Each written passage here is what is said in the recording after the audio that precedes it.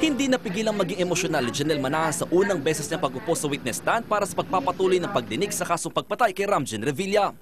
Nobya ni Ramjen si Janelle at kapwa niya biktima sa krimen. Naiyak si Janelle na muli niyang balikan at ikwento ang mga nangyari nung sinugulat na nagbabaril sila ni Ramjen ng nakamaskarang gunman noong October 28 taong 2011. Ayon kay Janelle, nasa loob na kanilang kwartong kapatid ni Ramjen na si Ramona nang saksakin at barilin ng gunman si Ramjen. Dagdag pa ni Janelle, noong oras na mapatumba sila ni Ramjen at duguan, inutusan daw ni Ramona ang gunman at tigilan ng pamamaril sa kanila. I know that she knows that I'm not lying. I can repeat it over and over again for as many times as she likes. Ang nanay naman ni Ramjen na si Jeneline Magsaysay at mga akusado sa krimen, di kumbinsido sa pahayag ni Janelle. Sabi ko, huwag na lang muna siyang umarte. Gusto ko lang sabihin sa kanya na parang awa mo na, Miss Janelle Manahan. Huwag mo exaggerate lahat ng kwento. We strongly believe na wala talaga silang ebidensya against sa amin. At alam namin na wala talaga kaming alam sa binibintang nila sa amin.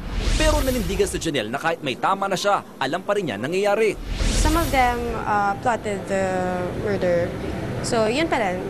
Pinanindigan ko yun. Especially now na mas marami na akong alam na alibi nila.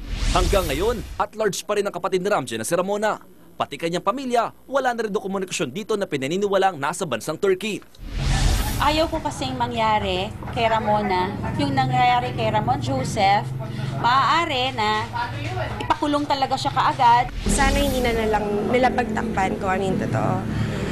Ibigay na lang nila to kay Ramjen. Bago matapos ang hearing, pinagbigyan naman ng korte ang hiling ng isa pang kapatid ni Ramjen na si RJ na makalabas ng kulungan sa linggo para bumisita sa puntod ng kanyang kuya. Mula alas 12 na tanghali hanggang alas 6 ng gabi ang ibinigay na palugit ng korte. Halos mag-iisang taon ang dinidinig ang kontrobersyal na Ramjen Revilla murder case. Pero hanggang sa ngayon, hindi pa rin nabibigyang linaw kung sinong tunay na nasa likod ng krimen. Mon Gualvez, News 5.